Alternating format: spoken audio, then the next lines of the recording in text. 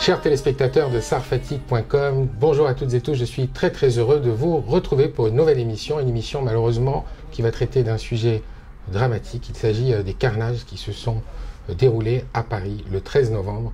J'étais particulièrement affecté, je dois vous le dire.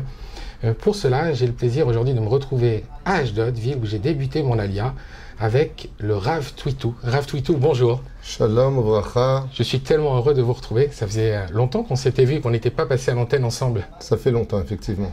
Voilà. Donc, comment allez-vous déjà? Baruch Hashem, effectivement, les événements que nous vivons sont des événements difficiles parce que la diaspora est en grande difficulté et elle est divisée dans plusieurs pôles au niveau des opinions rabbiniques aussi bien que dans le domaine sioniste. Aujourd'hui, Israël passe aussi une crise non simple, on pourrait dire cela comme ça, de venir, de partir, de s'installer, de trouver sa parnassa, rester en France. Qu'est-ce que disent nos dirigeants? Une grande polémique qui aujourd'hui malheureusement crée un énorme flou dans la tête de beaucoup de juifs. Alors justement à ce sujet, j'ai beaucoup de questions à vous poser et surtout des questions que les gens voudraient vous poser. Alors loin de moi l'envie d'en découdre avec vous, c'est simplement le besoin de rapporter les questions qui me sont posées au travers des messages que l'on reçoit et sur sarfatigue.com et sur Stivo la légende, puisque nous avons clairement une partie qui pense comme vous et une autre partie qui se trouve pour la plupart en France et qui ne pense pas forcément comme vous. Alors déjà au niveau des événements qui ont eu lieu juste après votre dernier séjour à Paris, puisque vous avez donné des cours qui ont remporté un vif succès, les gens se sont beaucoup mobilisés pour venir vous voir, j'en suis d'ailleurs très heureux. Comment avez-vous vécu, vous, cette situation sur le plan personnel, étant donné que quand même vous êtes originaire de Paris? D'abord et avant tout, après avoir quitté la France à l'âge de mes 20 ans pour entrer en yeshiva au Machon Meir à Yerushalayim, Tibanev et Tikonen, j'ai toujours dit, et je le dirai encore aujourd'hui et peut-être demain, que la France, après le pays d'Israël, est certainement un des plus beaux pays que Dieu a créé au monde dans tous les domaines. J'ai fait un cours qui s'appelle d'ailleurs Les secrets de la France cachée, qui exprime en même temps pourquoi cette culture est si riche, son histoire si impressionnante par rapport aux autres pays qui ont accompagné tout au long des 2000 ans de notre exil à travers les États-Unis, puis le Portugal, l'Espagne, comme vous le savez.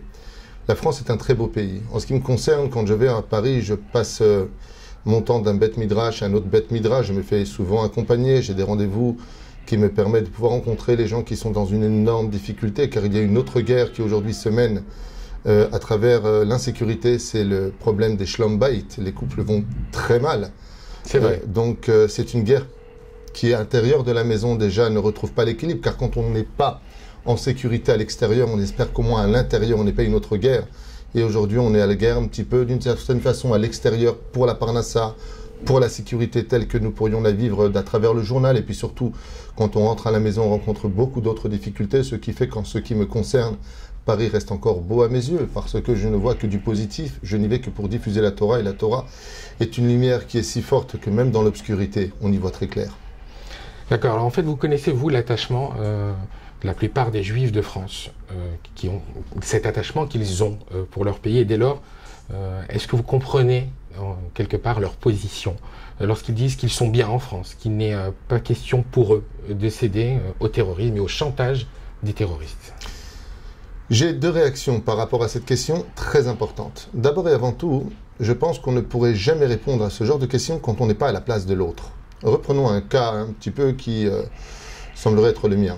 Nous avons été, Baruch Hashem, depuis 2000 ans, à travers Titus, l'expulsion des Juifs d'Israël, à travers la diaspora de pays en pays, et puis nous avons vécu l'expulsion des Juifs d'Espagne pour nous retrouver au Portugal, pour certains en Turquie, pour d'autres en Angleterre, d'où était d'ailleurs originaire mon arrière-arrière-grand-mère, et puis pour d'autres en Algérie, d'où est venu mon arrière-arrière-grand-père. Donc on a passé 2000 ans d'histoire à être constamment, au moment où on plantait nos piquets pour enfin dire « Bon, on se repose maintenant, on attend ma chère » pour nous dire en fin de compte « Non, ce n'est pas le moment, tu dégages ». Et c'est souvent arrivé, comme ma mère me l'a raconté en Tunisie, quand en 1950, les Arabes de Tunisie, qui étaient d'ailleurs très proches de nous, on s'entendait très bien avec eux, on plantait des couteaux sur les portes, nous demandons de partir en 2 semaines seulement.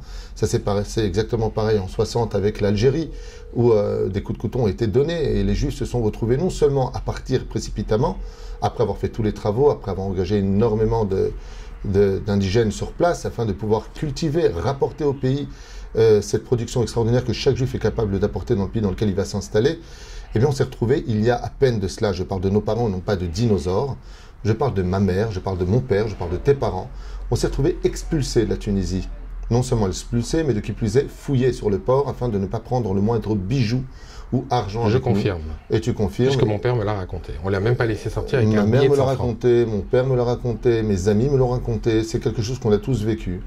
Et de venir s'installer en France, arriver sur le port de Marseille, et puis d'essayer de conquérir une nouvelle langue très riche, très difficile en grammaire, le français, d'élever ses enfants dans des conditions très précaires, et puis voilà que de 2 chambres on passe à 9 chambres, parce que grâce à Dieu, où que l'on soit, Dieu est toujours avec nous, et puis voilà qu'une fois qu'on s'installe, qu'on a enfin nos boutiques, on nous augmente des taxes qui ne cessent de grandir, et puis on essaie de se débrouiller, de rentrer dans la culture, et puis d'être chômeur Shabbat, malgré toutes les difficultés où on travaille le plus en France, le Shabbat, et puis voilà qu'une fois qu'on y arrive plus ou moins, on nous dit non. C'est pas ici ta place, maintenant il faut que tu ailles en Israël. Alors Israël, c'est vrai que, et c'est là où je rejoins le deuxième pôle, c'est que Israël, malheureusement, je pense qu'il y a une erreur qui a été un petit peu commise. Mais je la respecte, cette erreur, parce que si j'avais été à leur place, je l'aurais vécu de la même façon. C'est que Israël a été créé d'abord dans son idéologie pour être un foyer pour les Juifs. Ceci étant, même si Herzl, dans son idéologie telle qu'il a prescrit dans son livre, que je trouve catastrophique, mais qui quand même exprime sa première pensée de créer un lieu où les Juifs pourront enfin se retrouver chez eux, à travers une assimilation un peu plus débordante chez lui. Mais l'idée, malgré tout, reste le fait qu'on ait un pays, qu'on ait une patrie, que l'on puisse revenir sur notre terre. Je pense que malheureusement, le message divin n'a pas été très très bien compris par les Juifs, et je le respecte, pour 2 raisons. La première, c'est ce que nous enseigne la Gemara dans Masechet Ktubot, à la page 111 Amoud Aleph. C'est que le Créateur du monde nous dit « Lo bechoma » vous ne viendrez pas en un seul coup en Israël, mais doucement, doucement. L'erreur qui a été commise, pour moi en tout cas, pendant toutes ces décennies où nous avons été endormis par le bien-être matériel, par cette culture française du mois d'août et du mois de juillet pour les vacances, c'est que malheureusement nous avons pris Israël, le retour du peuple sur sa terre, pour une station balnéaire. Alors Bevadaï, que c'est complètement légitime. On est en France, on est aux États-Unis, on vient en Israël, on passe les fêtes en Israël. Seulement il fallait, pendant ce laps de temps, tout était possible, tout était à portée de main. Je rappelle qu'à cette époque-là, les appartements pour 15 briques à l'époque, je parle en français, mon père a eu l'opportunité de pouvoir acheter un appartement à Jérusalem pour 10 briques, 100 000 francs à l'époque. Donc tout était vraiment facile d'accès. Les appartements ici à Ashdod coûtaient même pas 60 000 $, il y a juste 17 ans de cela. Tout était possible. Et malheureusement, nous avons aussi une opportunité, croyant que l'Europe, comme le dit d'ailleurs Rabbi Shimon Bar Yochai, ainsi que la Gemara et le Midrash, le peuple juif n'a d'amis que Dieu lui-même. Am levada dishkonu bagoim lo itrashav. Esav sonné le Yaakov, ve Ishmael oyen le Yaakov. Comme ça nous dit le Midrash, qu'Ishmael sont les ennemis d'Israël et que l'Occident ne nous aime pas. Alors pour cela, c'est vrai que si quelqu'un m'écouterait et dirait « mais il est complètement fou celui-là, de quoi est-ce qu'il parle ?» Alors je rappellerai juste un événement. Il y a à peine 70 ans de cela, mon père lui-même s'est sauvé d'un camion qui l'emmenait vers les fours crématoires. Je rappellerai qu'il y a 70 ans de cela, c'est toute l'Europe elle-même qui s'est réunie contre nous. Nous avons eu des messages et je remarque à chaque fois, l'histoire se répète. Le Chafetz Chaim avait prévenu et annoncé à tous les Juifs d'Europe de partir, de se préparer. Et nous avions répondu la même chose. Nous sommes très bien en France, nous sommes très bien en Allemagne, nous sommes des Juifs de Berlin. Et l'assimilation avait pénétré bien plus que notre esprit, mais notre sang. Donc il y a ici quelque chose de difficile.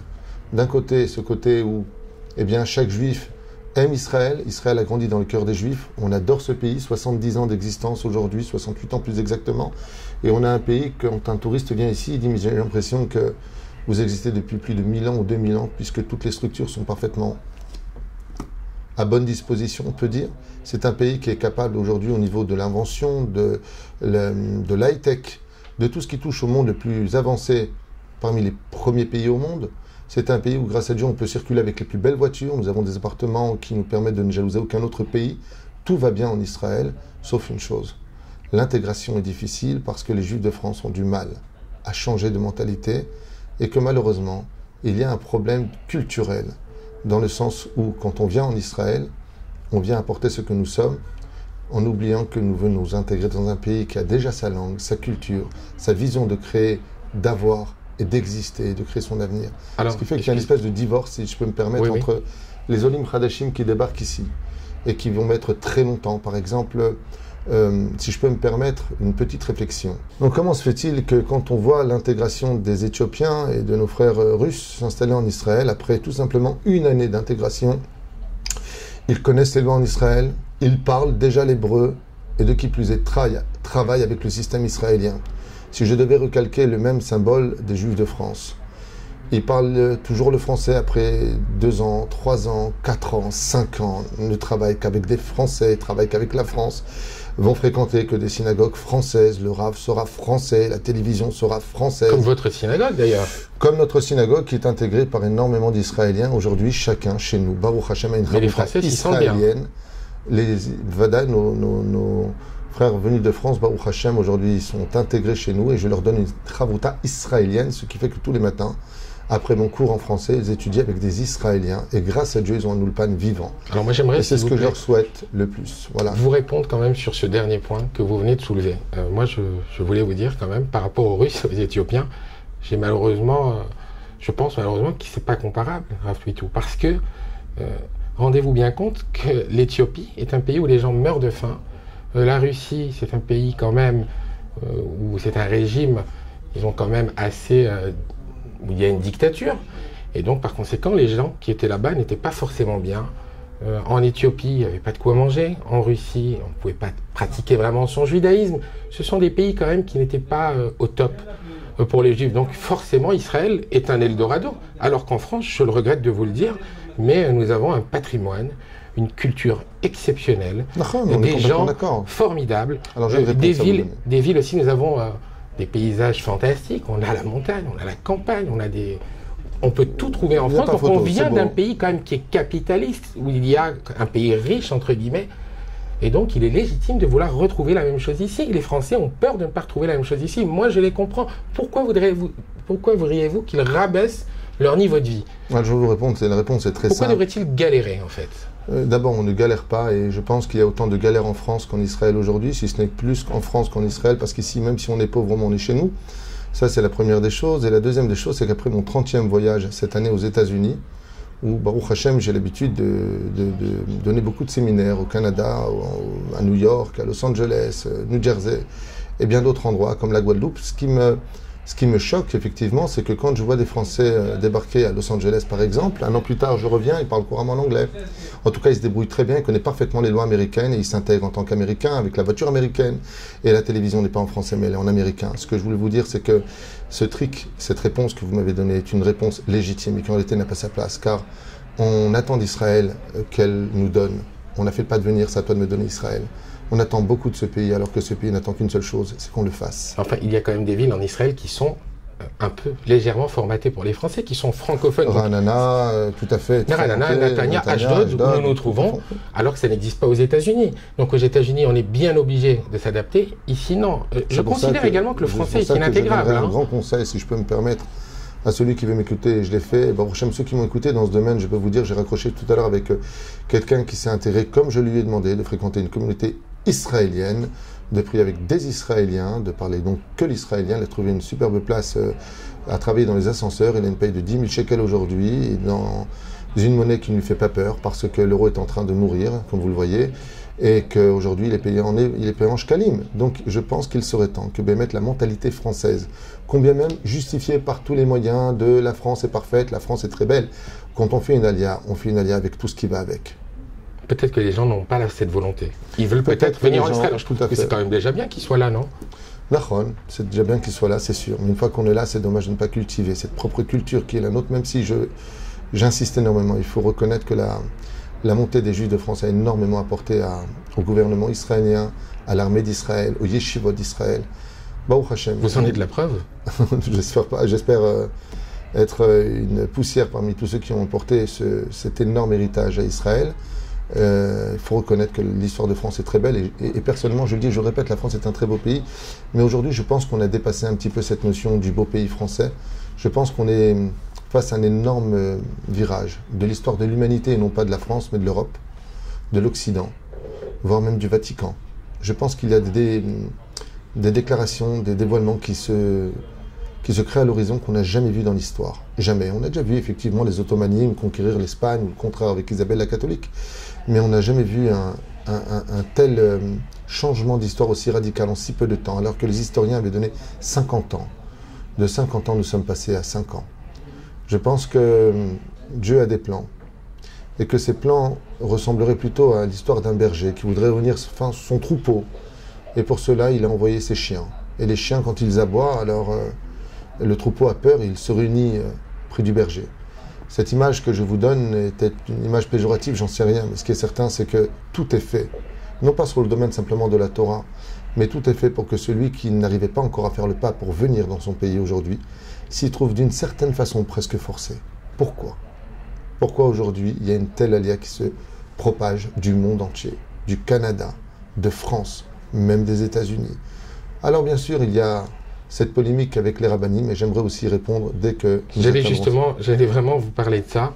D'ailleurs, je tenais à vous dire qu'il y a quand même encore 80% des Juifs de France qui sont en France. Alors certains ne veulent pas partir. Et certains ne peuvent pas partir. Et certains ne peuvent pas partir. Donc en fait, moi je... Si je peux juste répondre à cette question. De ceux qui ne veulent pas partir et de ceux qui ne peuvent pas partir, d'abord commençons par la fin exceptionnellement. Pour ceux qui ne peuvent pas partir, je me suis, on va dire, retrouvé face à des personnes qui vraiment rêveraient de venir en Israël, quitte à manger vraiment du pain dur s'il le faudrait. Seulement voilà, ils n'ont aucune situation, l'âge dans lequel ils se trouvent ne leur permettrait pas de rebondir. C'est pas évident pour eux. Il y en a qui ont des problèmes de santé que seul, on va dire, le système français au niveau médicamental peut prendre en charge. Voilà, peut prendre en charge. C'est pas évident pour eux. Et sur ce, j'ai juste un message à adresser, non pas à eux, parce qu'il est facile de dire qu'il faut monter avec la Mouna, mais une fois que tu es là, qu'est-ce que tu en fais de ta Mouna? C'est ce que j'allais vous dire. Si, de l'autre côté... Non, la Mouna est une vraie arme, seulement il faut y croire. Je voudrais juste ne pas rentrer dans ce domaine. La Mouna est une arme qui est réelle. On a vu des gens guérir, alors qu'ils ont été condamnés par la médecine parce qu'ils avaient la Mouna de guérir. Quand on y croit, alors on le chante aujourd'hui dans toutes les radios, Mishema Amin, l'homme Fached. Celui vraiment qui a la foi. Moi j'ai vu des gens se lancer dans des frais extraordinaires, mais ils avaient la foi de réussir leurs affaires aujourd'hui. Ils viennent de racheter la firme Elvis Presley pour 50 millions de dollars. Et ce sont des gens qui ont démarré avec la foi. La foi est une énergie, quand on est 100% dedans, qui marche. Et surtout quand le créateur du monde lui-même le dit, Ashrei Agaver Asherif Tar Bashem. On ne parle pas d'une foi où j'y crois, donc allez, donne-moi tout de suite les résultats. La foi, c'est quelque chose qui se mérite avec le temps, il faut de la patience. Abraham Avinu a découvert Dieu, mais avant d'avoir eu des résultats, il a juste subi 10 épreuves qui ont été très longues, douloureuses, voire douteuses. Et pourtant, pas une seule fois il a douté. C'est ça, la vraie foi dont on parle pour faire ça alia, mais pas tout le monde s'appelle Abraham Avinu. De l'autre côté, moi, ce que j'aurais voulu, c'est que le gouvernement israélien prenne un peu plus de dispositions, au lieu d'acheter des missiles et des avions de chasse pour des milliards de shkalim, de s'occuper tout simplement, plus sincèrement, de l'ALIA, de l'intégration des Juifs de France. Car je rappelle que Bibi Netanyahou, après le massacre qui eut lieu dans le hypermarché à Vincennes, à Porte de Vincennes, avait invité les Juifs à monter en Israël, ainsi que le Misrad Aklita. Ce qui n'était pas du tout une bonne idée, parce que je vous le dis par expérience, au niveau de l'ALIA, les infrastructures n'étaient pas du tout prêtes. Alors, il y a des classes d'Ulpan, des gens qui étaient refoulés dans les couloirs, il n'y avait pas assez de place. C'est là où on se rejoint, c'est là où je dis, et je l'ai dit d'ailleurs ce matin dans mon cours, c'est là où je pense que les infrastructures en Israël devraient aujourd'hui prendre beaucoup plus au sérieux ce qui se passe en Europe pour nos frères juifs, et de l'aéroport jusqu'à une intégration totale par dossier, je parle du cas par cas, des juifs qui voudraient monter en Israël, vérifier des femmes, énormément de femmes divorcées, d'hommes malades qui rêveraient de monter en Israël, de les prendre en charge avec des dispositions qui leur permettraient de voir un avenir. Je n'ai pas dit de tout leur servir sur un plateau, quoique, Baruch Hashem, il faut reconnaître que l'État d'Israël donne énormément d'argent. Dès que tu arrives, tu reçois une aide pour le logement, on essaie de t'intégrer, tu vas au Misrad Aklita, on te suit en Israël. C'est pas un petit peu une jungle, contrairement à ce que vous voudrez penser, mais ce n'est pas assez pour nous, parce que d'abord et avant tout, et là je sais que je vais te choquer, mais c'est pas grave, n'oublions pas ce que la France a fait des Français. Un pays de fainéants, un pays, eux-mêmes le disent d'ailleurs. Hein. J'ai même une fois posé la question à un de mes beaux-frères, je lui dis, tu travailles? Il m'a dit, t'es fou? Je dis, pourquoi? Il m'a dit, je travaille, je veux gagner mon argent. Je veux dire que c'est vrai qu'on vient de la France, un pays capitaliste, mais la France a habitué les gens qui y vivent à se reposer un peu trop facilement. C'est pour ça que tout le monde veut y aller. Ben oui, mais de l'autre côté, c'est pas comme ça qu'on crée un pays. Et la preuve en est, ce système mène la France aujourd'hui à sa ruine, ainsi que toute l'Europe. Parce que justement, on est en train de rentrer dans un système, non plus de construction, mais de passivité, à un tel degré où chaque personne doit travailler moins d'heures. Ça ne veut pas dire qu'on doit travailler plus ou moins, je ne rentre pas dans les comptes. Mais ce qui est certain, c'est qu'en Israël, si tu veux retrouver la même chose qu'en France, reste en France. Israël a besoin de gens pour travailler, a besoin de gens pour retrousser leurs manches. Seulement, la seule différence qu'il y a, c'est que quand tu gagneras ta vie en Israël et que tu construiras ce pays, ce n'est pas ta propre vie que tu as construit, mais une nation entière, pour un créateur du monde qui rêvait d'avoir son peuple sur sa terre. Très bien, alors je voudrais revenir justement sur ce sujet. Par contre, qui, de l'autre côté, ne sont pas d'accord avec cette opinion, j'ai juste un tout petit message à leur faire passer. D'abord et avant tout, la critique est facile. Donc, il faut reconnaître que grâce à Dieu, les rabbinim en France ont fait un travail quand même assez extraordinaire de maintenir des communautés, d'essayer de les rapprocher du judaïsme. Même si je ne suis pas tout à fait d'accord avec certaines perspectives de leur enseignement, mais il y a une chose qui, par contre, reste pour moi sans réponse. C'est que j'ai pu constater au fur et à mesure de mes rendez-vous que quand en France, un juif annonçait tout simplement qu'il partait pour le Canada ou pour les États-Unis d'Amérique, les rabbinim avaient l'habitude de répondre, pour certains en tout cas, « Je te comprends, moi aussi, ça devient compliqué, patati patata. » Bon.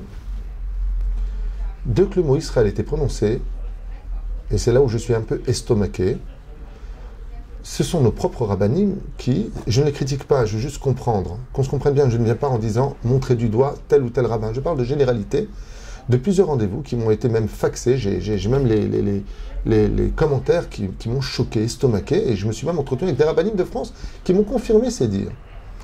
Dès qu'on parle d'Israël, on a l'impression de partir au Guéhinam, que ce pays est le pays de la déchéance morale, des voleurs, que c'est le pays de, je sais pas. Et pourtant, ces rabbinim ont eux-mêmes acheté un appartement, alors, ça, ont acquéri un bien et ont déjà planqué leurs enfants déjà depuis de nombreuses années. Donc là, il y a quand même quelque chose de contradictoire là-dedans. Voilà, alors vous me rejoignez d'une vidéo que j'ai faite qui a fait un buzz extraordinaire sur YouTube et une critique tellement importante que du côté des rabbinim, quand je suis reparti en France faire mes séminaires, bien entendu, on m'a fermé les portes de certaines synagogues, d'autres se sont encore plus ouvertes, mais certaines se sont fermées en disant « Moi, Rav Titou, j'apprécie ce que vous dites, mais le Kremlin, plus haut, on nous interdit de vous accueillir. » Donc, cela ne me dérange pas, je ne travaille pas pour eux. Ah, vous êtes victime d'un boycott, carrément. Oui, j'ai été victime d'un boycott et je n'ai pas honte de le dire parce que je comprends parfaitement qu'ils veulent défendre leur paroisse ou leur vision des choses, j'en sais rien. Mais ce que je sais par contre de l'autre côté, en ce qui me concerne, c'est ce fameux proverbe que j'ai lancé tout seul en disant que quand une maison brûle, on ne se demande pas ce qu'on va faire en Israël.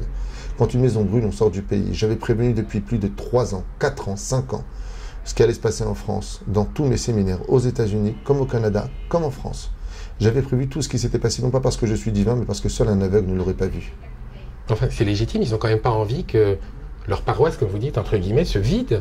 Mais rendez-vous compte que si vous, maintenant, vous étiez victime, et ça arrive de temps en temps, de missiles sur Ashdod, et que les gens repartaient en France ou changeaient de ville, votre synagogue, du coup, votre communauté se viderait, est-ce que vous seriez d'accord?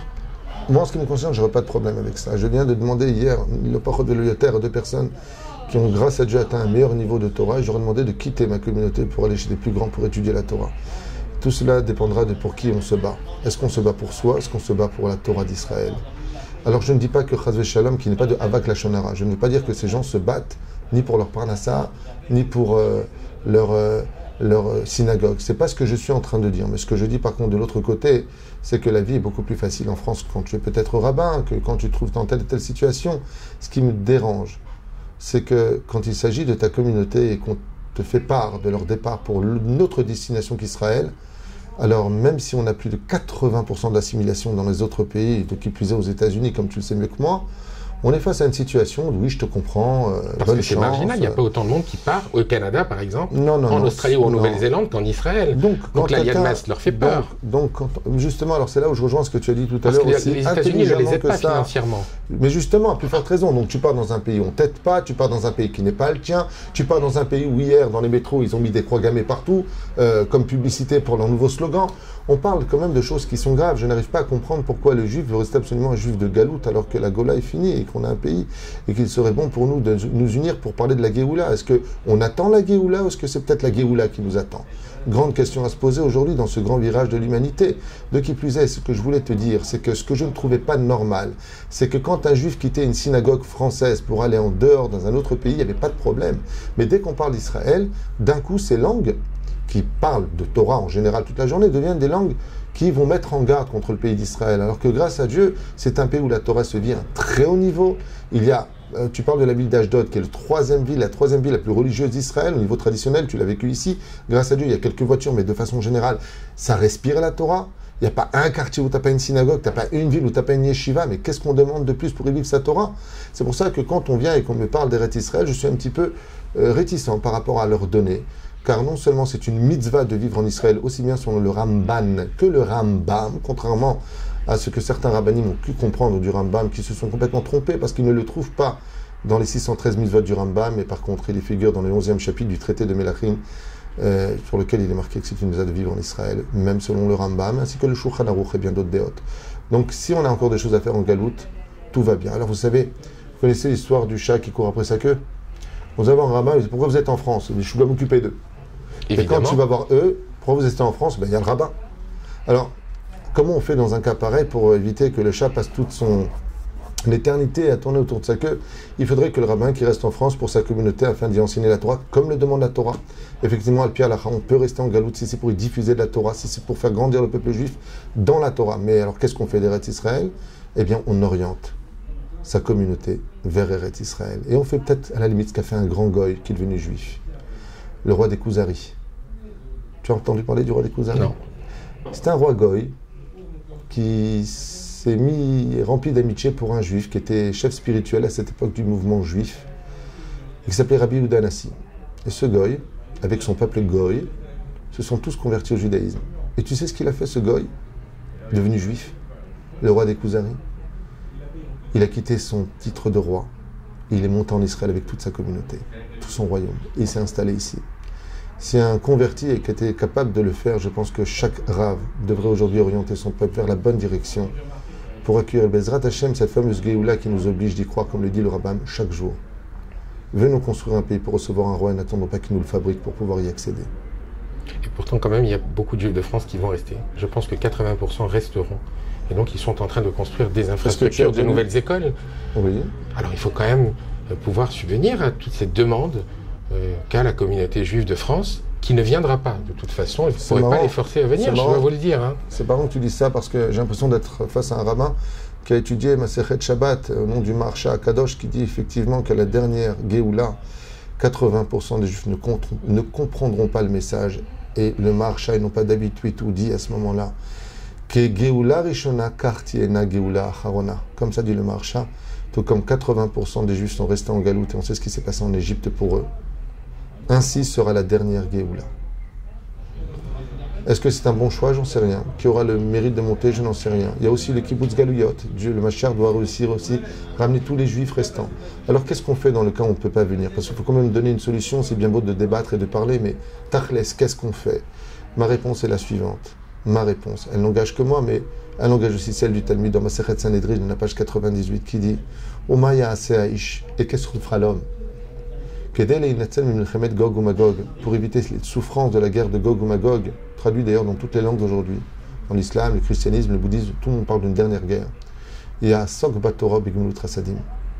Il y a Sok Batora veut dire il devra fixer encore plus de temps l'étude de la Torah, qui aime Chayen Uverech Yamenu, Begmilut Rasadim, et faire le plus de bien autour de lui. Et si je pouvais me permettre, grâce à votre intervention ici présent, de lancer un message, j'aimerais, pour tous les couples qui divorcent, leur dire que s'ils n'ont pas réussi leur mariage, au moins qu'ils réussissent leur divorce. De parler de ces couples qui se trouvent aujourd'hui, parce que le couple, c'est la base de toute l'énergie d'un homme et d'une femme. D'arrêter de se faire la guerre, d'arrêter de faire du lachon hara sur les beaux-parents, d'arrêter une fois pour toutes. Parce qu'on s'auto-détruit une racine qui nous rend faibles et vulnérables, et quand on sort à l'extérieur, on n'a plus la force de lutter contre les événements.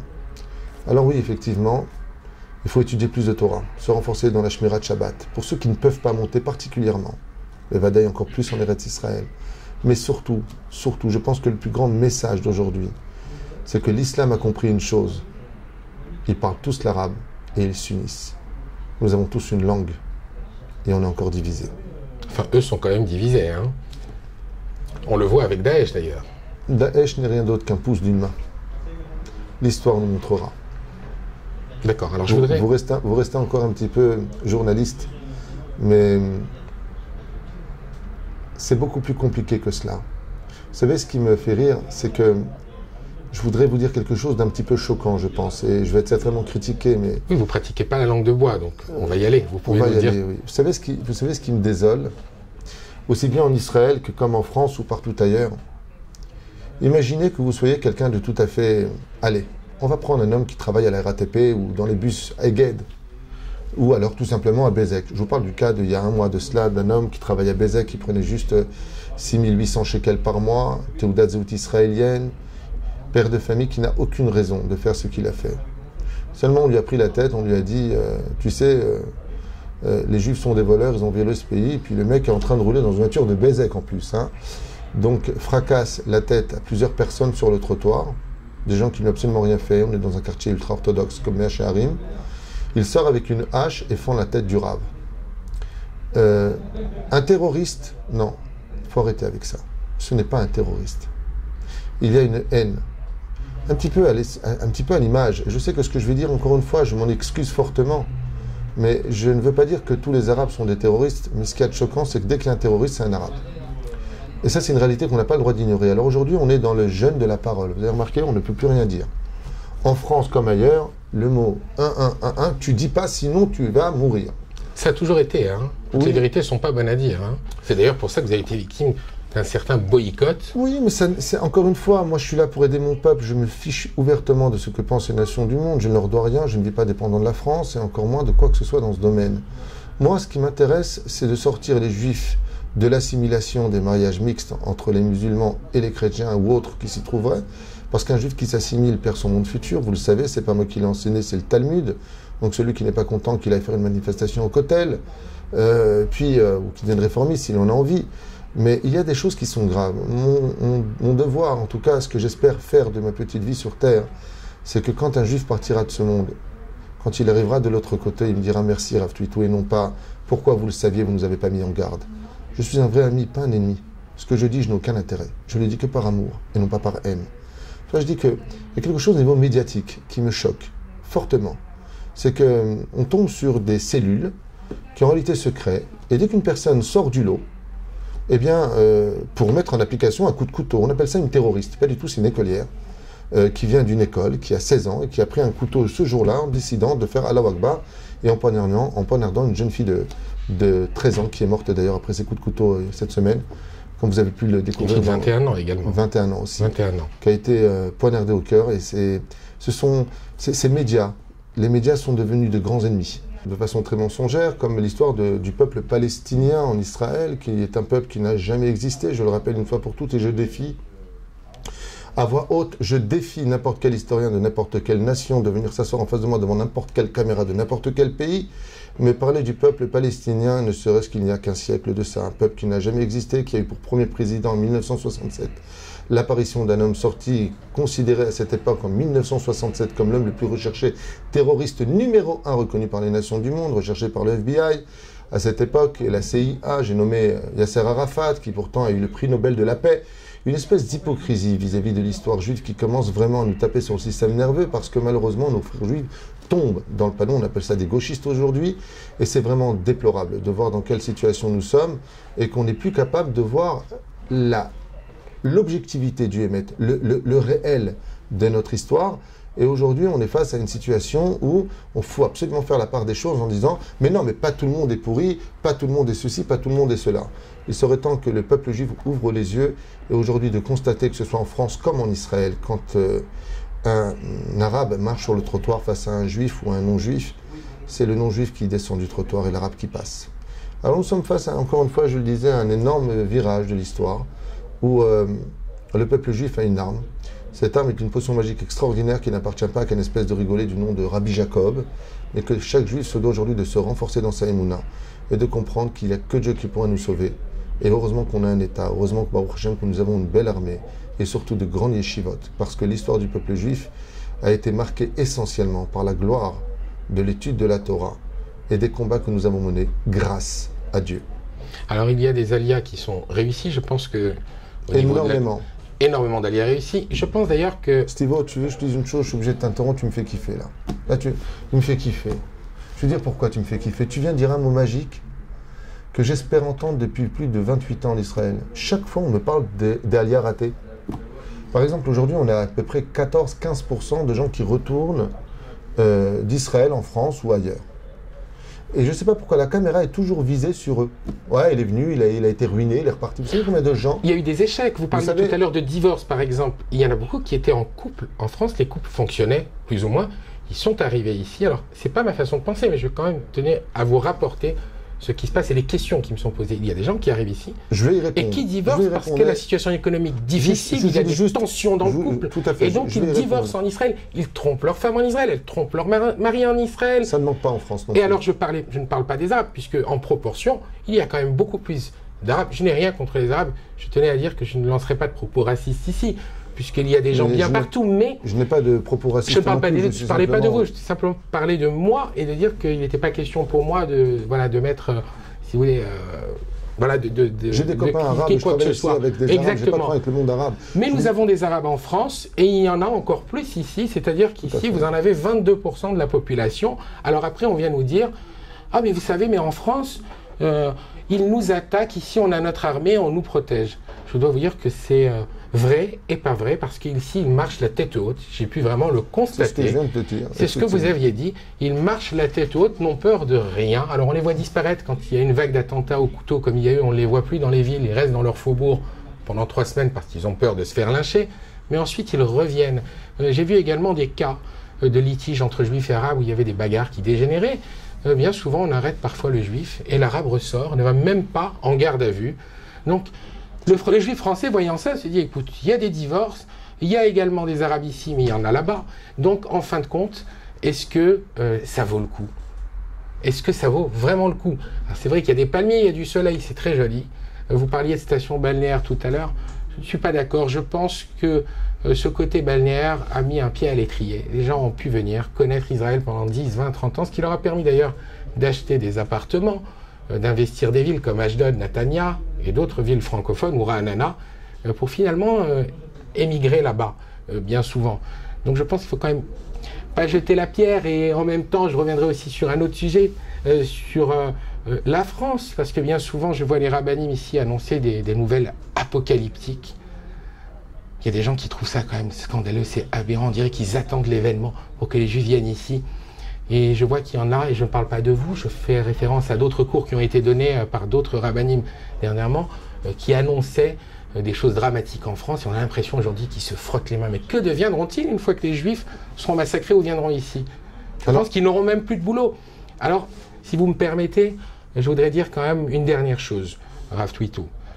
Je pense qu'en revenant sur la France, on a tendance à la condamner. Et moi, je fais une différence claire entre la politique étrangère de la France, qui n'a jamais été bonne. Je ne sais pas, les gens ont l'air de le découvrir. Les médias sont contre nous, les politiciens sont contre nous, mais enfin, depuis 1967, ils sont contre nous, depuis le général de Gaulle. Donc aujourd'hui, les gens trouvent les journaux antisionistes ou antisémites. Ça a toujours été le cas, et je tenais à vous le dire, Rav Twitou, mais je pense qu'il faut faire une différence avec ces braves gens qui sont quand même venus se divertir et danser, qui ont été massacrés, et qui ne pensent pas du mal forcément d'Israël, et qui ont disparu. Donc, moi, je voudrais quand même dire qu'il n'est pas juste de condamner sans arrêt la France et les Français. Tout comme il n'est pas juste également, parce que ces gens-là ne nous ont pas déportés.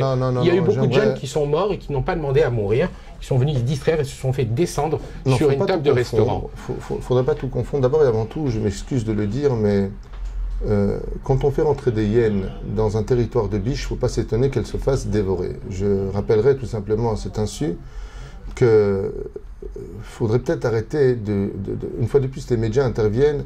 L'islam n'a pas envahi l'Europe. Les Arabes n'ont pas envahi l'Europe. Je tiens à remettre cette information sur la table. L'Europe a supplié les Arabes de venir dans leur pays à un tel point qu'ils sont même partis les chercher là où ils étaient. Avec des paquebots, avec des avions, avec 1000 € dès leur entrée sur le territoire européen. Nous en avions besoin ici aussi en Israël, au niveau de la main-d'œuvre. Non, d'abord, encore une fois, ça c'est encore une fausse théorie, mais viens, on ne s'éparpille pas, juste on reste concentré sur le sujet. Il y a eu une demande forcée et très très demandée de la part, et des accords certainement secrets entre les gouvernements et les pays orientaux, qui ont amené ces gens ici. Ils les ont amenés, les caméras d'ailleurs ont eu le mérite de pouvoir filmer que des milliers, car les chiffres que vous entendez en France ne sont certainement pas des chiffres réels. On est bien au-dessus de 8 millions d'Arabes en France ou ailleurs, mais ce n'est pas simplement le problème. On est face à une situation où on a fait rentrer des gens sans les filtrer. On a essayé de les filtrer, mais ils ont été dépassés par les événements. Et Daesh, la première chose qu'il avait d'ailleurs annoncé à l'époque où ces bateaux ne cessaient de débarquer sur le territoire de l'Italie, je ne sais pas si vous vous rappelez, de tous ces pays européens, par l'Autriche, montés par l'Allemagne, et puis ensuite pénétrer en France, quand tu ouvres tes barrières, automatiquement, tu perds le contrôle de celui qui rentre et sort chez toi. Donc on ne peut pas s'étonner de ce qui arrive. Je m'excuse de le dire à voix haute, mais c'est comme si quelqu'un allait s'installer à côté d'un lion et qu'il prenne un coup de patte. Mais qu'est-ce que tu fais à côté du lion? Je veux dire que, je m'excuse de le dire, c'est pas pour les flatter, mais l'islam a toujours été très clair. Nous sommes venus, je vous parle de vidéos de 1996, pas d'aujourd'hui. Il y a 10 ans, il y a 20 ans, l'islam n'a jamais cessé de dire nous sommes venus conquérir l'Europe. C'est vrai. Donc ils le disent. Et ils ont même proposé le jour de l'élection de Hollande, c'était d'ailleurs dans une kataba qui m'a fait beaucoup fait rire, ils avaient fait Hollande en kfia, comme ça en arabe, et on dit « Je te conseille de gagner du temps, passe déjà de l'autre côté ». Ensuite, je rappelle que les événements d'il y a simplement 5 ans, des manifestations arabes en France, étaient symbolisés par un symbole de la France en vert et blanc, où il y avait marqué dessus « Je te violerai jusqu'à ce que tu m'aimes ». Ils ne se cachent pas. Il y a une vidéo qui a été faite d'une jeune fille qui ne cessait de montrer, donc accompagnée de ses sbires, le drapeau de Daesh en disant c'est ce qui flottera sur l'Élysée. Il y a tout simplement 6 ans ou 7 ans de cela. Dans le métro, je me souviens de cette séquence. Donc, mais alors de quoi on s'étonne? Alors ils ne sont pas tous comme ça, il y a des musulmans qui sont paisibles, comme ici en Israël, vous en avez qui sont épiciers toute leur vie, qui n'attaqueront jamais un juif. Je n'ai pas dit le contraire, je dis simplement que on est face à une situation aujourd'hui où Israël, depuis déjà son Kam Hamdina, depuis 1948, avons passé des guerres et des guerres qui n'ont jamais cessé d'exister, alors que je rappelle qu'il existe 3 façons d'acquérir un pays. Où tu l'achètes, ce fut le cas du comte de Montefiore et de Rothschild qui achetèrent à prix d'or les territoires d'Eretz Israël et entre autres Jérusalem de la main. Comme Abraham avait acheté tout comme Abraham avait acheté les 3 pôles les plus demandés, car Abraham a acheté Marat Marpella, donc Hebron, David Amelech a acheté Jérusalem et Yosef a acheté Shrem. Donc vous voyez que ce sont les 3 endroits constamment discutés alors qu'ils ont déjà été achetés. Ça, c'est la première des choses. Deuxièmement, la deuxième des choses, c'est que si tu n'y arrives pas par l'argent, alors tu fais la guerre. C'est comme ça que les territoires se sont conquis de par le monde. Nous avons fait notre guerre 1948, 1967, 1973, avec la guerre du Liban qui s'en est suivie. On nous a toujours attaqués dans ce domaine alors que nous avions gagné nos territoires avec, de qui plus est, un joker que personne ne possède, c'est le contrat d'acquisition qui s'appelle la Bible, où Dieu marque explicitement que la descendance de Jacob, et non pas celle d'Ishmaël, est le responsable et l'acquisiteur de la terre d'Israël. Cette fameuse Bible où dans tous les palais de justice dans le monde entier, on a l'habitude de dire je jure de dire la vérité, rien que la vérité, en mettant une main sur une Bible. Donc si dans leur juridiction ils y croient à ce point-là, sachez qu'en mettant la main sur ce livre, vous y mettez aussi la main sur un peuple et sa terre. Et pour finir, la reconnaissance des nations du monde. En 1948, une grande surprise générale, la majeure partie des pays du monde ont reconnu l'État d'Israël comme appartenant au peuple juif. Et c'est ça aujourd'hui qu'on nous discute, une fois de plus. C'est qu'est-ce que vous faites de toutes ces personnes qui vous parlent de divorce? En venant ici, ils divorcent. En venant ici, ils sont ruinés. En venant ici, eh bien, il y a autant d'Arabes. En venant ici, les enfants deviennent insupportables. Baruch Hashem, beaucoup de gens, même dans ma propre famille, grâce à Dieu, et moi y compris, qui sommes venus en Israël avec... moi, j'étais venu avec 2000 francs, et grâce à Dieu, j'ai pu évoluer, acheter ma voiture. D'accord. Il y a beaucoup de gens, alors effectivement... Qui réussissent. Juste, moi, je vais finir cette phrase très importante, à mon avis. Vous savez à quoi ça ressemble une tache d'huile? Une tache d'huile sur une nappe blanche, on ne voit que la tache d'huile. Voilà, je pense qu'il y a ici un problème, une fois de plus, qui intervient. Et là, tu touches un sujet qui me concerne tout particulièrement parce que je fais du consulting. C'est de ça que je gagne essentiellement ma vie. Je dirige les gens et je peux en attester, je vous ai connu à cette occasion. Voilà, donc je suis apeuré, je suis ébahi de voir comment... les choses se passent. Par exemple, si je peux me permettre, allez, on va donner des exemples. Imaginez que je sois un juif de France qui débarque en Israël. Je signe n'importe quel contrat, je lis pas, je fais n'importe quoi. Et après, il y a des clauses qui interviennent. On dit, vous êtes des voleurs, vous êtes des loups, les Israéliens, c'est des ceci et cela. Moi, j'ai travaillé, ça fait 30 ans que je vis ici avec des juifs de France. C'est le seul qui m'est volé, ceci étant. Mais pas les Israéliens. Les Israéliens m'ont payé jusqu'au dernier sou quand j'avais mes affaires de prêt-à-porter qui sont devenues le prêt-à-laisser, comme tu le sais, à Tel Aviv. Non, je pense que le pays d'Israël est un pays qui évolue énormément. Il y a énormément d'argent à faire. Vous pouvez le constater sur Internet. Nous sommes le 20e pays le plus riche du monde. Il a un fort taux de croissance. Et un fort taux de croissance. À la bourse, on est parmi les premiers pays. Chômage au taux le plus bas, pratiquement. Exactement, chômage au plus bas. Moi, toute la journée, on m'appelle pour des gens pour travailler. Le problème qu'il y a, c'est... Je peux le dire à voix haute? Vous pouvez tout dire. Ouais, les gens ne veulent pas travailler. C'est ce que me disent les Français eux-mêmes. C'est pas israélien. Hein. J'ai plein de sociétés qui m'appellent, les gens ne veulent pas travailler. C'est comme ils veulent eux, comme ils pensent eux, comme au prix qu'ils veulent eux, je ne sais pas. Encore une fois, on en revient aux habitudes françaises, puisqu'ils viennent d'un pays... Israël, alors reste en France. Alors c'est ce que je vous disais, donc à ce moment-là, on peut dire à des gens, vous restez en France. On ne peut pas être oriental et occidental, vous comprenez ce que je veux dire? Moi, je vois les Français non-juifs s'installer au Maroc, vous venez les voir après 15 ans, ils sont francisés marocains. Il y a quelque chose qui rentre, ils sont déjà là-bas, les gens. Vous comprenez ce que je veux dire? Donc vous comprenez l'intérêt des gens qui veulent, finalement, puisque vous leur dites rester, qui veulent rester parce que de toute façon, ici, ils ne s'adapteront pas. Moi, je vais changer ma phrase. C'est pas Israël qui a besoin des Juifs. C'est les Juifs qui ont besoin d'Israël. Tout à fait.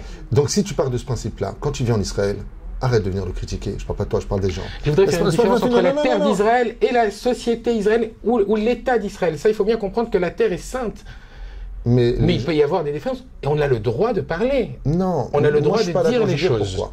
Alors Steve, je vais t'expliquer une chose que tu dois retenir en tant qu'ami. Écoute bien ce que je vais te dire.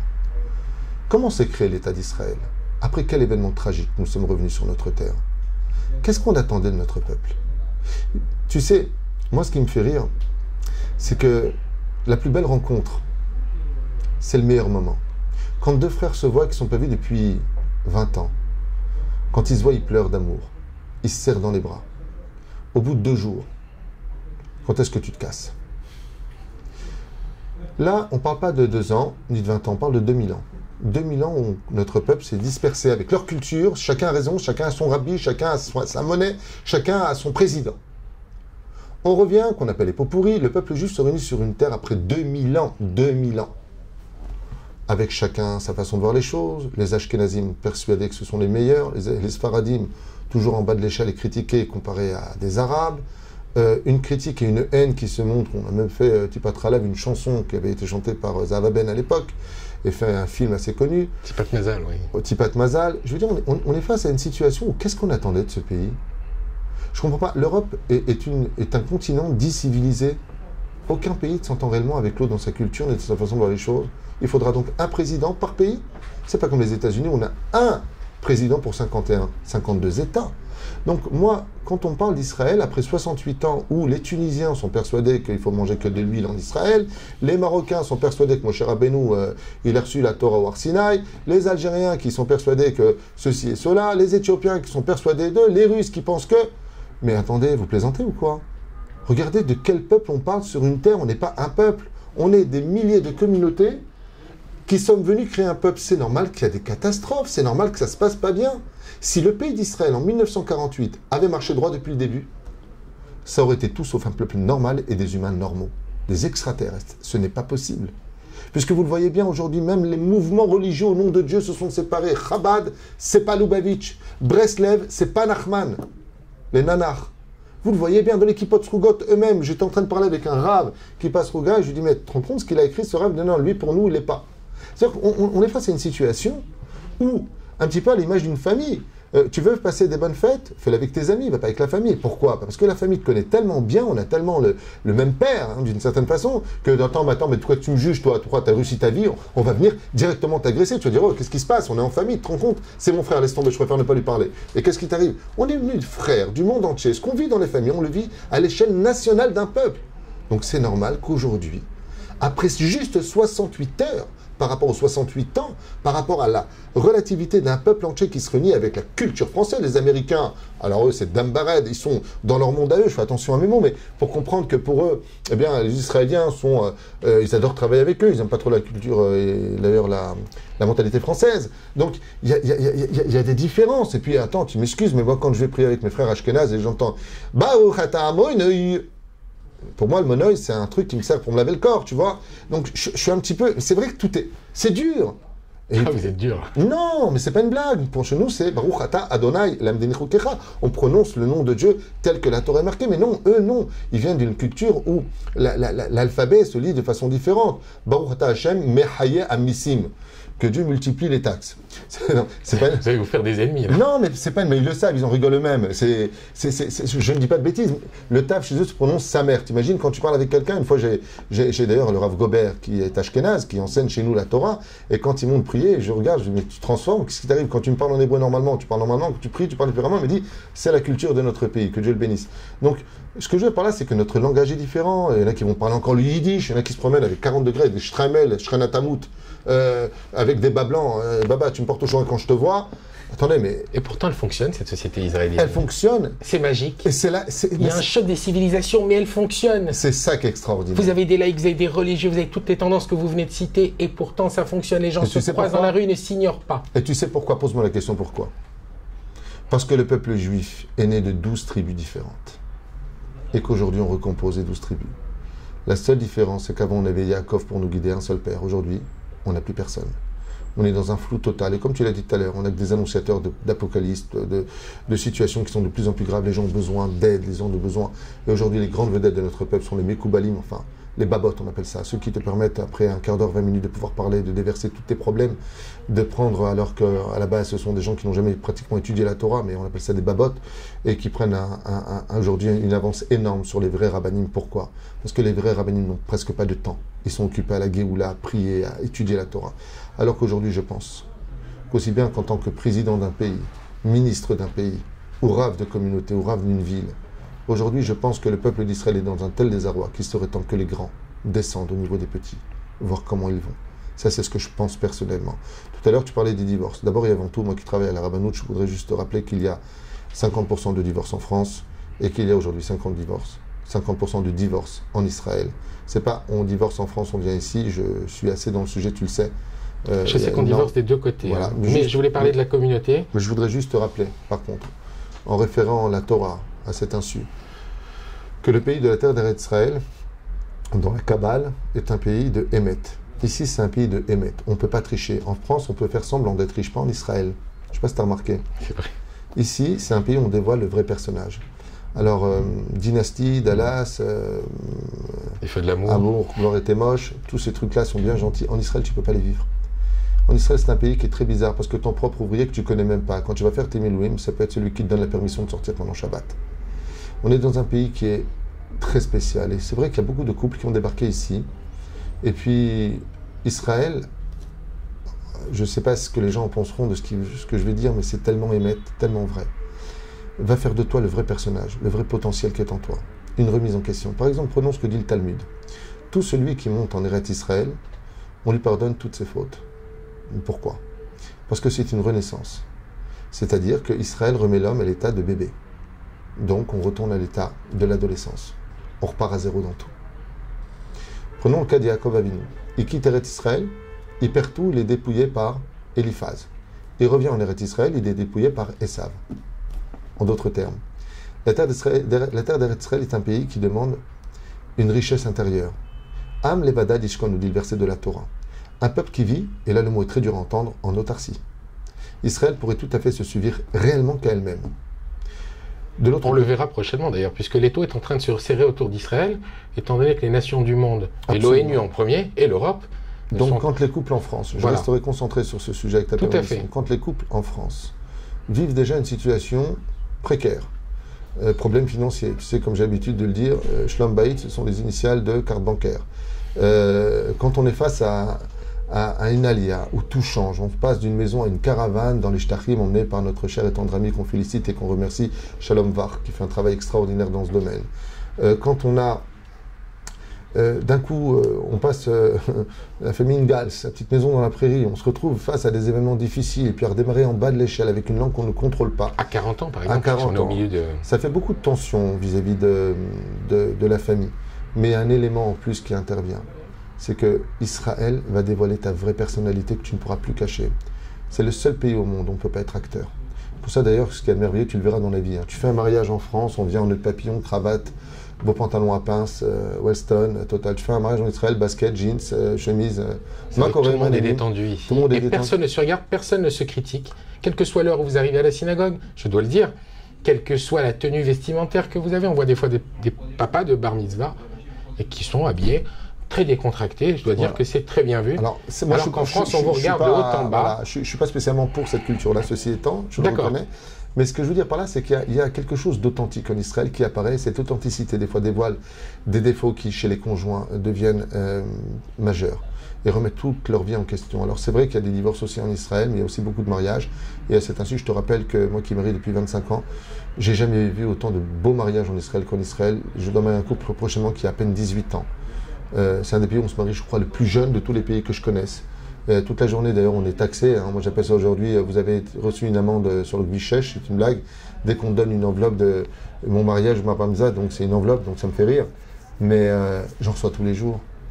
Alors, c'est vrai qu'il y a des divorces tous les jours, mais combien il y a de couples qui se marient, combien on a de beaux enfants en Israël. Je pense que le bien et le mal existent aussi bien en France que partout ailleurs, seulement la seule différence, c'est que tout ce que l'on fait en Israël, contrairement à la France, comporte deux avantages qu'on ne trouvera jamais ailleurs. Le premier avantage, c'est que quand tu réussis en Israël, ta vie de couple, quand tu réussis dans tes affaires, tu fais grandir avec toi une nation entière. En France, tu ne fais grandir que toi. La deuxième chose, même s'il y a des coups de couteau en Israël et qu'il y en a aussi en France, même s'il y a des Arabes en Israël, comme il y en a en France, il y a une chose qu'on n'a pas en France, mais qu'on a en Israël, c'est qu'on aurait été jusqu'au bout de toutes les stations à conquérir. En France, qu'est-ce que disent les Juifs? Franchement, de toute façon, si ça ne va pas, dis-le. On partira en Israël. Donc, on peut admettre aussi que ceux qui restent en France pour X raisons, pour le bien-être, pour la culture, parce qu'ils ne sont pas prêts à conquérir ce pays ou autre, très bien. Mais qu'est-ce qu'ils te disent? De toute façon, on a quand même... Moi, je me rappelle quand j'étais en France, on disait « Si la France se fait attaquer, notre armée viendra nous libérer ». Ça veut dire que tout le monde reconnaît qu'il y a une échelle de secours. Que notre dernière station, c'est Israël. Alors, c'est vrai qu'ici, on peut se revoir, peut-être, recevoir des coups de couteau, des alertes, des bombes qui tombent, c'est vrai. Mais moi, il y a une chose que je pourrais dire à Dieu si je pars de ce monde. J'étais jusqu'au bout du voyage. Le reste était entre tes mains, Hachem. Moi, j'ai fait tout ce que tu m'as demandé. Tu m'as demandé d'étudier la Torah, je l'ai fait. Tu as demandé une nation pour te recevoir, j'en faisais partie. Tu as demandé un pays qu'il fallait cultiver, travailler, je l'ai fait. Tu m'as pris ma vie, Hachem, c'est toi qui décides. Tout ce que je vous ai dit, évidemment, ne reflète pas mes pensées. Ça, je tenais à le dire aux téléspectateurs, mais il y avait quand même des interrogations. J'en suis conscient. Il y a beaucoup de gens qui n'étaient pas d'accord avec vous ou avec d'autres qui étaient d'accord avec vous, et il me semblait indispensable, puisque nous donnons la parole aux gens, et que là, on ne peut pas amener tout le monde, évidemment, de pouvoir vous transmettre les messages et les contradictions qui ont été données en messagerie privée sur Facebook et sur le site internet. Et c'est pour cela que je suis venu aujourd'hui en contradicteur, mais en fin de compte, nous sommes sur la même terre. Nous parlons la même langue, nous habitons le même pays. C'est sûr. Alors vous vivez votre alia qui est quand même date depuis un long moment, et moi la mienne, chacun de deux façons différentes, mais en fin de compte, comme vous parliez, à toutes ces civilisations qui sont rejointes, et toutes ces personnes qui sont différentes et qui vivent ensemble et qui s'entendent et qui forment un pays dynamique, exceptionnel, qui va de l'avant, alors que les autres pays semblent régresser actuellement, et par le terrorisme, et dans l'économie, et à tous les niveaux, alors qu'ici, on continue à aller de l'avant, et ça suscite d'ailleurs bien des jalousies, et c'est pour ça que les taux se resserrent autour de nous. Israël, exactement, la monnaie sur le domaine international ne cesse de grandir, l'euro tombe, le shekel monte. Et puis je voudrais aussi te dire autre chose, sur le domaine non pas ésotérique, mais sur le domaine talmudique. C'est que la Gemara nous enseigne dans Masechet Brachot Bedafei Amud Aleph que la terre d'Eretz Israël ne s'acquiert que par le biais de la souffrance. Il ne faut pas l'oublier, je tiens à le dire à voix haute. Israël s'acquiert par l'effort et le mérite. Il faut souffrir pour acquérir cette terre, nous dit le Talmud. Pourquoi? Parce que le Talmud nous dit que c'est un cadeau de Dieu qui est tellement immense et incommensurable que si tu ne tends pas au moins les bras, tu te fatigues un petit peu pour le prendre, ce pays, tu ne le mérites pas. Il faut mériter Eretz Israël. Alors il y a eu les Meraglim qui n'en ont pas voulu de ce pays, je le rappelle, dans la Torah, la paracha de Vaishlar. On explique ce que c'est que les Meraglim pour ceux qui ne comprennent pas. Les Meraglim, ce sont les fameux explorateurs qui devaient donner simplement des comptes rendus sur comment conquérir le pays Eretz Israël, et quand ils se sont rendus compte que c'est un pays qu'il fallait cultiver, travailler, créer une société, une police, une armée, une structure. Alors ils ont dit non, on préfère retourner dans les nuages là-bas pour étudier notre Torah. On a vu que la volonté divine n'était pas du tout la leur, bien au contraire. La volonté divine, justement, était de vivre sa Torah et de ne pas la savoir sur le pays qui le concerne, car quand on veut être un grand boxeur, les entraînements sont bien bons, mais il n'y a que sur le ring qu'on verra les vrais résultats. Et le ring, c'est Eretz Israël. Dernière question sur ce sujet. J'ai une personne que je connais personnellement, qui se trouve juste derrière moi, que vous ne voyez pas, qui nous filme, c'est le caméraman de sarfati.com, que je félicite pour son travail, qui m'avait fait une réflexion lorsque nous étions de retour d'une interview, qui m'avait dit un soir: Écoute, tu sais, quand on est en France, j'ai entendu dire que lorsque l'on faisait des mitzvot en galoute, elles comptaient pour 0. Que ce soit Shabbat, Yom Tov, Kashrut, Nida, ça ne compte pour rien. Seuls les mitzvot en Eretz Israël sont validés. J'aurais aimé vous poser cette question. Est-ce vrai? Est-ce que c'est de l'info ou est-ce que c'est de l'intox? Oh, je pense que le mot intox n'est pas assez fort. C'est un mensonge absolu. Dieu préserve de dire une telle idiotie. Au contraire, justement. Pour répondre à notre cher et tendre caméraman qui fait un travail assez fidèle. Alors, le Talmud nous dit effectivement que les mitzvot que nous faisons en Eretz Israël ne sont que de l'entraînement, mais que nous avons pour cela un salaire. Et sur ce, j'aimerais rappeler juste un enseignement de la Torah elle-même. Vous savez, Tselophrad est un juif qui va enfreindre Shabbat en levant du bois et le déplaçant. Et 2 témoins vont venir le voir en lui disant, comme le prescrit les lois juives, qu'il n'a pas le droit d'enfreindre Shabbat. Il est emmené devant Moshe car il ne cesse de déplacer ce bois, donc n'obéit pas à l'ordonnance divine. Et voilà que Moshe lui pose la question en lui disant « Pourquoi est-ce que tu as fauté? Quel est le digne? Qu'est-ce qu'on doit faire de toi ?» Et Moshe Rabbeinu répond « Je ne sais pas, je vais demander à Dieu. » Et là, il y a une question énorme qui se pose. Moshe Rabbeinu, tu es le maître des maîtres de tous les centimètres et des millimètres qui viendront après toi. Comment, toi, tu ne sais pas qu'un juif qui est Mechalel Shabbat, qui profane le Shabbat avec 2 témoins, comment, toi, tu ne sais pas qu'il est Chayav Mita alors que c'est marqué juste 26 fois dans la Torah? Cette fameuse Torah que tu as donnée. Il y a 2 façons de voir les choses. Ou Moshe a fait un bug, ou Moshe n'a pas fait de bug, mais Béhémet, il ne savait pas. La réponse des sages est claire. Moshe ne savait pas. Mais ça n'explique pas pourquoi il ne savait pas, puisqu'il l'a lui-même descendu et expliqué au peuple. Il ne savait pas si on devait tuer un juif qui n'était pas Shomer Shabbat parce que c'était encore en galoute. Alors il est parti voir Hachem. Et Dieu lui a dit, mettez-le à mort. Par lapidation. Ainsi nous enseigne le fameux Sefer Torah, le rouleau de la Torah. Je ne parle pas de Rashi, je ne parle pas des commentateurs. Je parle sur le texte même de la Torah. Moshe dit, je ne sais pas. Il va voir Dieu et Dieu dit, faut le mettre à mort. La grande question qui se pose, c'est pourquoi Moshe n'a pas su? Parce que Moshe n'était pas sûr qu'en galoute, les Torah et les mitzvot avaient une grande valeur. Donc il a dit, Nachon, en Israël, on doit mettre Chayav Mita, mais en galoute, on doit mettre Chayav Mita. Et pour ta réponse, c'est Dieu lui-même qui répond. Même en galoute, si on ne fait pas Shabbat, on est Chayav Mita. De là, vous voyez que les mitzvot ont une énorme valeur entre Chutz Laaretz et l'étude de la Torah encore plus, puisqu'il est marqué qu'un juif a le droit, al pi halacha, de quitter Eretz Israël pour apprendre la Torah chez ses rabbanim. Donc, Bevadaï, que cela sert. Par contre, ceci étant, de l'autre côté, à la fin de la vie de Moshe Rabbeinu dans la paracha de Vaïtranan, il est stipulé que Moshe priera 515 fois pour entrer en Eretz Israël. Et Rashi intervient et nous dit, pas pour manger des fruits, pas pour kiffer Eretz Israël, non, pour y pratiquer la Torah et les mitzvot. Car effectivement, plus de 80% des mitzvot, des 613 mitzvot de la Torah dépend de la terre d'Eretz Israël. Alors oui, d'un côté, je dirais, comme dit Rabbi Nachman de Breslev, qui lui-même, ayant fait ses 4 pas en Eretz Israël, a regretté d'avoir écrit ses livres de Torah en galoute, et qui a dit, comment ai-je pu oser prendre une plume et écrire de la Torah en galoute avant d'être venu prendre mon âme en Eretz Israël, la Chokhmah d'Eretz Israël.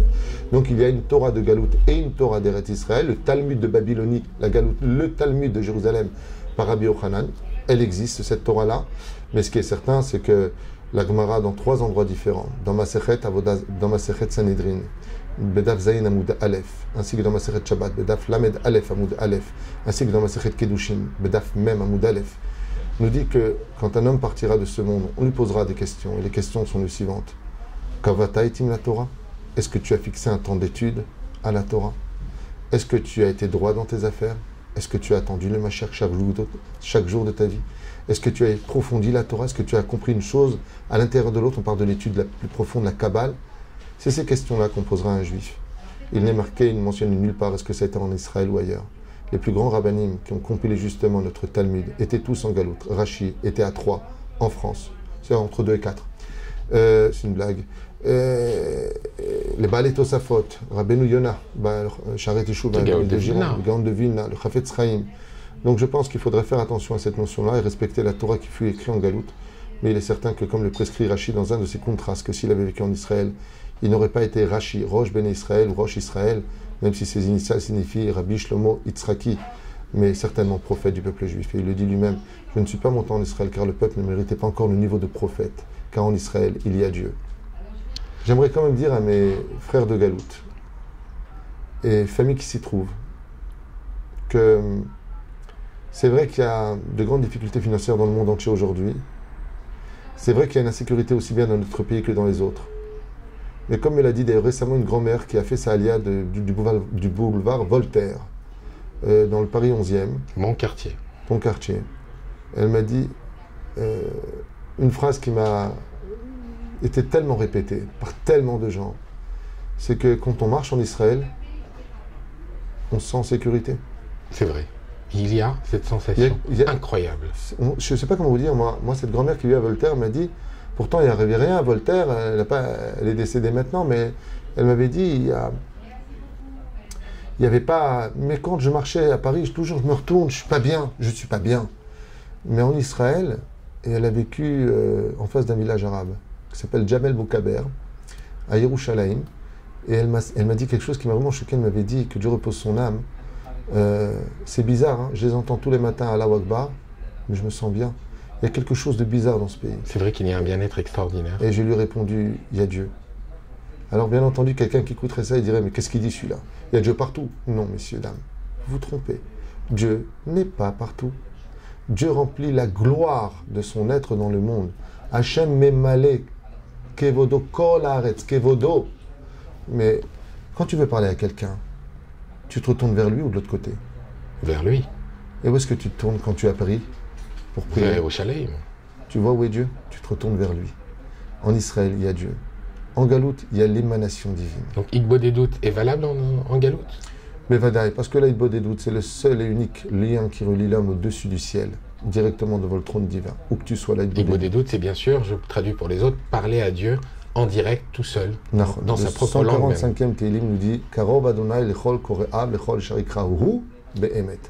Dieu se rapproche de tout celui qui l'invoque par la sincérité où qu'il soit, car même si Dieu est partout et qu'on sait que sa Shekhinah ne quittera jamais le Kotel Amaharavi, le mur des lamentations, il est certes évident qu'en Israël, il y a une espèce de parfum de sécurité qui nous dit que Be'emet, ici, on est à la bonne place, même et malgré toutes les difficultés endurées. Il fait bon de vivre à la maison. Vous savez, il y a un petit proverbe que j'aime beaucoup qui va très bien avec ce que nous sommes en train de vivre, mais mieux vaut un petit chez soi qu'un grand chez les autres. C'est sûr. Et puis moi, j'ai donné un autre proverbe un jour. J'adore le flan. Je suis un malade du flan. C'est bon le flan. Mieux vaut une toute petite part de flan, bien fraîche, qu'une grande part de flan périmé. La Galoute, c'est périmé. Israël est très fraîche. Très bien, donc nous sommes rassurés maintenant et nous avons élucidé certains points que les gens, où les gens se posaient des questions. J'aimerais que nous revenions avant de nous quitter pour aujourd'hui parce que j'aimerais aussi qu'on puisse aborder d'autres sujets. Puisqu'on a parlé du divorce, ça m'a donné une idée. Il y a énormément de divorces, donc j'espère que je pourrai les aborder avec vous. Également, je dois vous dire qu'il y a énormément d'enfants ici qui font leur alia et qui changent. Et bien souvent, on les voit à 12 ans avec des piercings la nuit, 1h du matin. Moi, je les ai vus personnellement en train de fumer des cigarettes, s'attrouper entre eux, répondre aux parents. Certains parents vont même en garde à vue. Je ne suis pas là pour critiquer Israël. Je dois dire que les parents de nouveaux Limchadeshim ont le plus grand mal aujourd'hui à éduquer leurs enfants. Ce n'est plus la même chose, ce n'est pas les mêmes lois, il y a une certaine liberté, comme vous le disiez tout à l'heure, il y fait bon vivre, donc il y fait bon vivre aussi pour les enfants. Les enfants ont envie, ont soif de liberté, et parfois ils débordent, et la loi est quand même pour eux. Donc j'aimerais que la prochaine fois, nous puissions revenir sur ce sujet. Il n'y a pas de problème, juste pour te laisser avec cette parenthèse importante. Moi j'ai souvent comparé le pays d'Israël au pays de Casimir, vous savez, le jardin des enfants. C'est un pays merveilleux pour les enfants. Et malheureusement, il y a effectivement un très gros problème dans la structure éducative en Israël, mais c'est dû à une faiblesse d'esprit qui vient de notre armée. Je te défie, Stivo, de rentrer dans une maison, de ne pas montrer un cadre d'un père ou d'un frère, d'une sœur qui est décédé à l'armée. Partout où tu vas. Les mamans qui ont eu leur frère qui est mort à l'armée, un fils qui est mort à l'armée, il y en a énormément. Qui partent, des enfants qui se sont suicidés. Il y a eu beaucoup de problèmes. Et aujourd'hui, si tu veux, cette faiblesse d'esprit a donné une plus grande liberté à ces enfants. Mais de l'autre côté, la délinquance israélienne n'existe pratiquement pas. C'est vrai qu'on ne se fait pas voler son portable dans la rue. Vous pouvez avoir le dernier iPhone 6S, on ne vous le touche pas. Personne. Il n'y a pas de délinquance en Israël. Il peut y avoir des délinquances... Oui, on peut vous le faucher sur une table si vous tournez la tête, il y a des voleurs partout. Non, mais ici, on ne vient pas vous donner un coup de poing à la figure pour vous arracher un portable. La semaine dernière, tu vois la banque Apolline juste en face, la semaine dernière, il y a eu un hold-up, ils sont rentrés dans la banque. Alors c'est un mec qui rentre comme ça avec une capuche et il donne un mot, il y a marqué comme ça, c'est un hold-up, veuillez mettre tout ce que vous avez dans la caisse si vous ne voulez pas que je fasse un carnage. Attends, le mec il avait les mains dans les poches, il a pris 6 000 shekels, il est parti. Il a été rattrapé par la police la semaine dernière, 3 jours plus tard. Oui. Et quand il a été interrogé dans le journal, il a répondu « Mais non, je ne veux pas tuer des juifs, ça va pas, non ? Mais j'avais besoin d'argent. » C'est-à-dire que... Alors, c'est vrai que la mafia israélienne est une mafia réputée et connue pour son agressivité, d'un côté, mais de l'autre côté, quand on parle des enfants, moi, je les vois. Alors, c'est vrai qu'ils ont des piercings, mais prenons un cas que j'ai vécu récemment, où pendant un vendredi soir, une quinzaine d'enfants en bas de la maison ont mis de la musique pendant Shabbat, hyper fort. Il était 10h.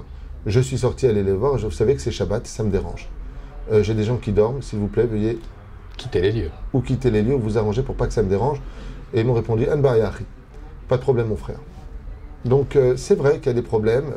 Je dis pas qu'il n'y a pas de bagarre, mais ça reste quand même vachement cadré. Parce que, reprenons les choses. Quand nous étions en France, à quelle heure on sortait de l'école? 6 heures après l'étude, l'heure d'étude. 5 heures, oui. Non, moi je me rappelle, c'était l'époque de Candy, Goldorak et Albator. C'était vers les 6 heures, si je ne m'abuse. On a grandi, on a été ce qu'on a été. On est loin du niveau israélien, des universités israéliennes qui sont aujourd'hui au summum de la chaîne d'invention, comme on peut le constater avec les campus aussi bien de Jérusalem que de Haïfa. Ou de Tel Aviv. Ou de Tel Aviv, d'accord, qui sortent le plus de diplômes au monde sur le domaine relationnel. Alors, juste pour mettre un petit peu les choses dans leur contexte. Ici, en Israël, à 1h30, on lâche les enfants. Ils ont 2 mois de vacances. On a l'impression de se pendre parce qu'on travaille en tant que parent, on ne sait pas quoi en faire. Et pourtant, pour entrer dans le niveau universitaire, j'ai un neveu qui vient de France, qui a fait Lucien de Hirsch, qui était un génie là où il était. Il est rentré à l'université de Haïfa. Donc, au Technion de Haïfa. Il était le dernier. Il a même dû à un moment se retirer et ça a été extrêmement difficile pour lui. Ils m'ont dit, ils ont un niveau de fou. Donc, c'est vrai que quand ils sont jeunes, ils ont peut-être des piercings. Et de l'autre côté, tu rencontres des directeurs de banque qui ont juste 26 ans et qui te dirigent plus de 900 à 1 million de dossiers. Vous avez des chefs d'entreprise qui ont 21 ans. Mon fils, que Dieu le bénisse, va faire ses 22 ans, il est déjà chef cuisinier. Eliaou, que tu connais. Il a fait son service militaire, il a fait 18 ans d'Yeshiva, puisqu'il a toujours été en Yeshiva depuis sa naissance. Alors c'est vrai qu'ils ont peut-être un côté gamin en attendant, ce sont eux qui font notre pays. Alors peut-être qu'il y a une agressivité qui est due à une faiblesse, peut-être qu'il y a aussi beaucoup d'Yetzerara ici. Mais de l'autre côté, quand on les voit grandir et devenir parents, Baruch Hashem retrouve des gens qui sont à la hauteur de ce qu'attend ce pays, remplis d'animosité, de haine, de difficultés financières, d'insécurité. C'est pas facile de vivre en Israël, même si à mes yeux, ça reste le plus beau pays du monde. Et franchement, j'y kiffe ma race. D'accord, très bien. Merci beaucoup, Rav Twitou, d'avoir eu la gentillesse et l'amabilité de nous recevoir chez vous, comme vous m'avez reçu chez vous personnellement lorsque j'ai fait mon alia, puisque c'est vous qui m'avez, avec Valérie, votre épouse, je tenais quand même à le dire, permis de traduire tout et de faire mes papiers, ouvrir également un compte en banque, toutes les choses nécessaires que l'on ne connaît pas lorsqu'on arrive en Israël, également passer des Shabbats formidables, puisque j'ai eu le mérite de passer Shabbat chez vous, donc j'étais vraiment... Est-ce que tu pourrais le dire à voix haute, et ça s'est fait combien de temps, combien de jours? Pardon? Et ça s'est fait combien de jours, tous tes papiers, tout le bazar? Une journée. Voilà, je voulais une demi-journée, voilà. Et ensuite on a passé des Shabbatot formidables chez le Rav Twitou. Il est extrêmement marrant, très drôle, moi j'ai adoré le voir en pyjama, c'était formidable. C'est vraiment un Rav très très cool, et c'est ça que j'apprécie vraiment, c'est que derrière cette barbe, ce chapeau, eh bien se cache un homme aussi comme nous, malgré toutes les connaissances que vous avez et que nous n'avons pas, mais enfin quelqu'un vraiment d'extrêmement sympathique, vraiment d'humain, de chaleureux, avec qui j'ai eu le plaisir de partager un repas. J'aimerais d'ailleurs qu'on tourne une prochaine séquence dans un restaurant où nous pourrons manger ensemble et aborder les sujets dont nous avons évoqués tout à l'heure. Histoire de dérider un petit peu ce monde orthodoxe qui est un peu rigide, moins avec vous, mais en tous les cas, avoir quand même un cadre autre qu'un bureau. Je pense que le prochain projet ou sujet que nous aborderons sera certainement le divorce. Le divorce et le mariage et le divorce. Je pense que nous sommes face à une situation d'une guerre beaucoup plus dangereuse que ce qui nous entoure. C'est la tristesse de nos enfants et de qui plus est les larmes versées qui auraient pu être évitées s'ils avaient suivi un code de la route que je me ferai un plaisir d'expliquer. Très bien, je vous remercie beaucoup, Rav Twitou. À très très bientôt. Merci à toutes et tous de nous avoir suivis Prochaine émission très très bientôt, dans quelques instants. Suite des programmes sur sarfati.com. À très très vite sur sarfati.com, à très très vite sur La Légende. Ciao.